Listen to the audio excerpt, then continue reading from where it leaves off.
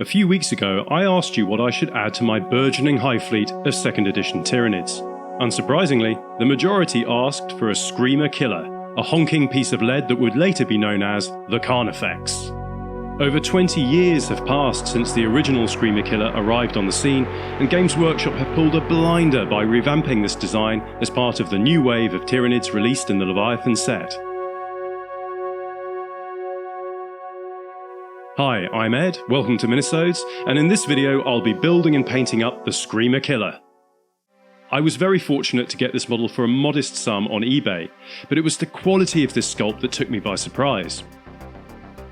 Judging by the packaging, this was an early press. The metal was in pristine condition and there were barely any mould lines. With hardly any cleanup to do, I started on the base. This model's pose is slightly downward looking, so I felt justified in raising him up a bit with a few hero rocks made of cork. This would also have the added benefit of anchoring this heavy model more securely to the base. With bases of this size, I think it's important to frame the model in a suitably dramatic way. All the Marine's parts were trimmed down to make him look half buried amongst the rocks, like he just got recently smashed by our big friend. I then glued on a few small stones from my basing mix for some variety. When the superglue was dry, I carefully painted thinned PVA on the remaining space, taking care not to accidentally apply it to the Marine or the rocks. I then gave the whole base a good sprinkle with my basing mix. When that was dry, I used a pipette to add a solution of PVA, water and isopropyl alcohol to seal the ground clutter onto the base. To move things along, I gave it a good blast with the hairdryer and then went into the kitchen to see what Buffy and Lauren were up to. Okay, with the base dry, I worked out the position of the feet and drilled into the cork. I drilled one of the feet and then added some wire to firmly anchor it to the base. With the legs secured, I slowly built the model up.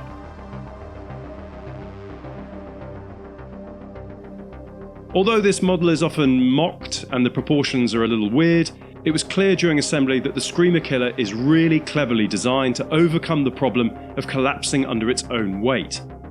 I was prepared to do all the pinning, but in actual fact, that foot was the only thing I drilled and added wire to. Using wire, cork and superglue, I made a little painting handle for each of the 4 arms. It was a bit of a faff, but would be time well spent when it came to painting. I primed the whole model Halford's Grey Primer. I didn't bother with a zenithal, as I'd already made up my mind to paint the Screamer Killer using a more classic method, keeping the contrast to a minimum. When the primer was dry, I was ready to Whoa, I had made a hell of a mess during assembly. So I took 15 minutes just to put everything away, scrub down my desk and get it organised. That's so much better. Painting can now begin in earnest. Colour-wise, I wanted to bring in something from the whole high fleet so far. The reds and the bleached bone would certainly be prominent, but also the shadowy chitin and angry pink from my Gene Stealers would feature heavily when it came to painting the exoskeleton and the Screamer's irate chrome dome. Speaking of which, I painted the head Screamer pink, as well as the joints and exposed thews. The organs visible beneath the ribcage were painted white, then contrast Imperial Fist, and then Warp Lightning for a really sickly alien green. With all the recessed areas painted, I applied a base coat of Mephiston Red to the rest of the model, with the exception of the bone and exoskeletal areas. I tried my best to be patient, adding about 3 thinned coats for as smooth and complete a base coat as possible.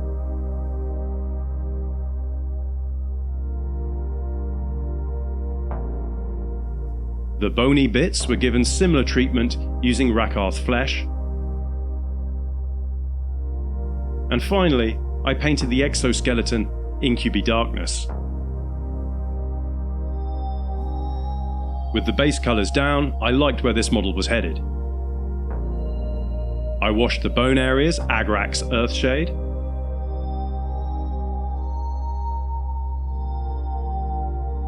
I also washed the exoskeleton and the purple areas with Nuln oil.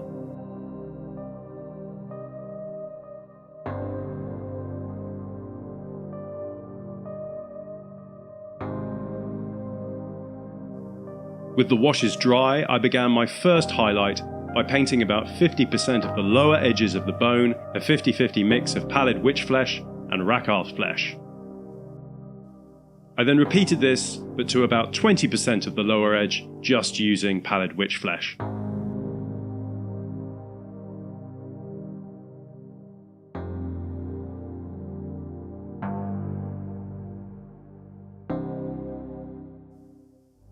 With the bone complete, I moved on to the purple areas, specifically the angry veins on his furious bonds. I simply painted these Screamer pink, and I did the same to his angry face, adding a little white to the Screamer pink to really make his expression pop. For the eyes, I added a dot of Imperial Fist contrast over white,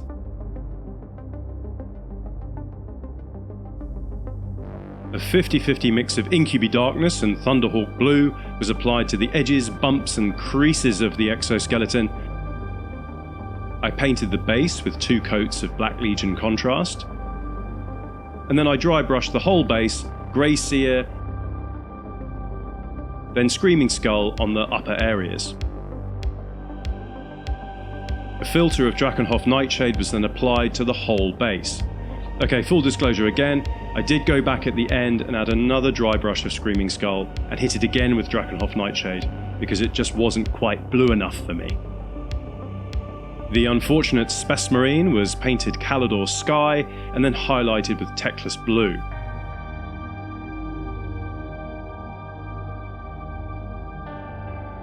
There was still a fair bit more to do, but I was ready to reunite the Screamer Killer with his arms.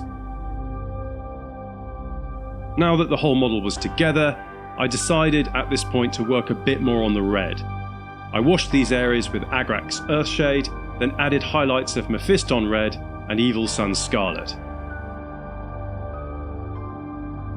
Much better.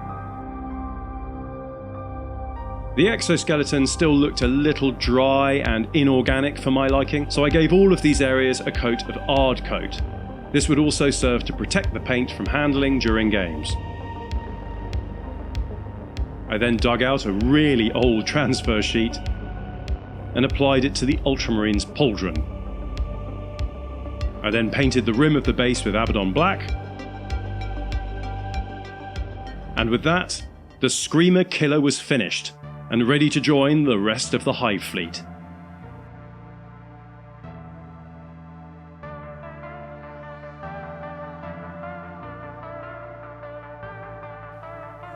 Before I go, I just wanted to say a big thank you to all of my subscribers, and especially Chris for sending me this. You are an absolute legend, and I look forward to adding the Lictor to my Hive Fleet soon. I hope you enjoyed the video, and if you want to see more of this sort of thing, click on the links which should be appearing on the screen.